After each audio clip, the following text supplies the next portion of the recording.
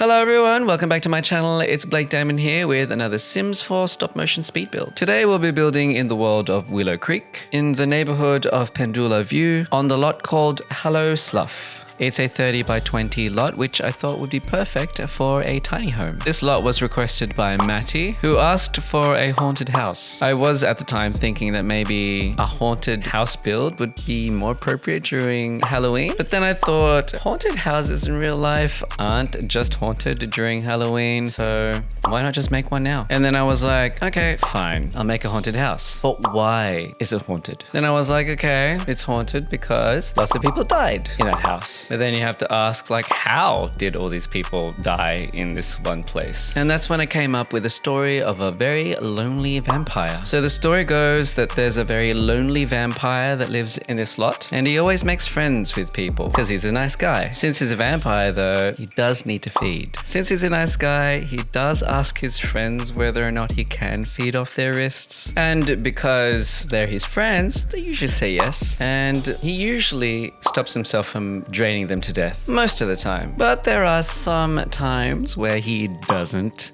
stop drinking enough to keep them alive. And that's how all these people died in this place. They weren't intentional murders or anything like that, but they died all the same. So now they just haunt the place where they died and remind the vampire what he did. I actually made the vampire to go with this house, so I'll probably upload him in the gallery as well, so you can plonk him in this house if you want. One of his traits is that he's gloomy, because you see, the thing is, he didn't actually want to kill anyone. He just wanted to feed. It's just that he forgot to stop. And that's why he's gloomy, because he feels really bad for what he did. And if you notice the landscaping, there's a lot of headstones around. They're all from his friends that he accidentally killed. And he keeps them around to remember them by and to remind him not to drain his friends to death anymore. You may have noticed the landscaping and how messy and unkempt it is. I intentionally made it that way because since he's depressed and gloomy,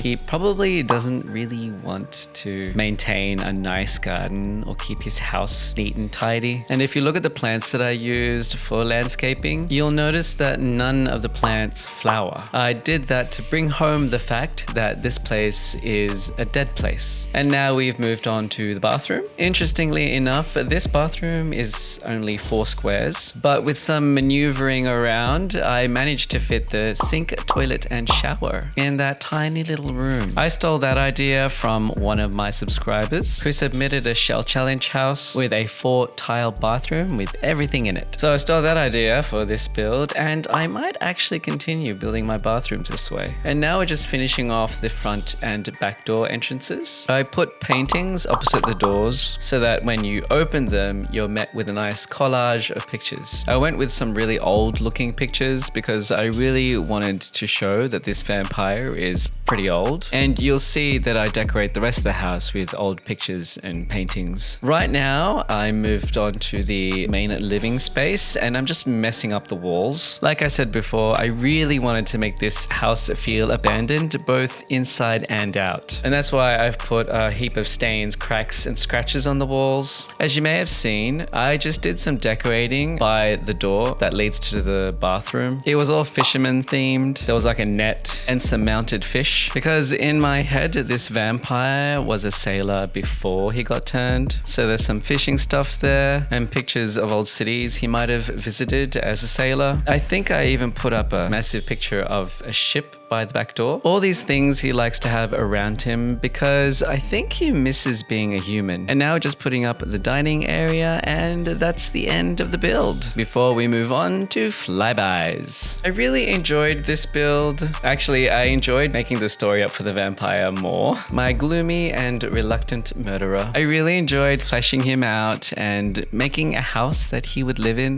giving him a personality and some history. Like, for example, all these urns from all his dead friends. And that urn on the table is from a female friend he really liked. And this picture of a sailor and his dog is actually him. And if you look closely at one of the urns on the floor, you might find one for a dog. Making the building itself was actually really fun as well, but I think having the story of my gloomy vampire really helped make building this house enjoyable and also easier to build and decorate. Having the personality of of the sim that's gonna live here really gave direction to this build. Without the story or the sim in my head, I'd always be second guessing myself, always wondering whether or not this item was right for the place. I kid you not, as soon as I got my vampire story down pat, I was like, well, this vampire likes this, so he would like it over there, and this is gonna be over here, and it just got really easy.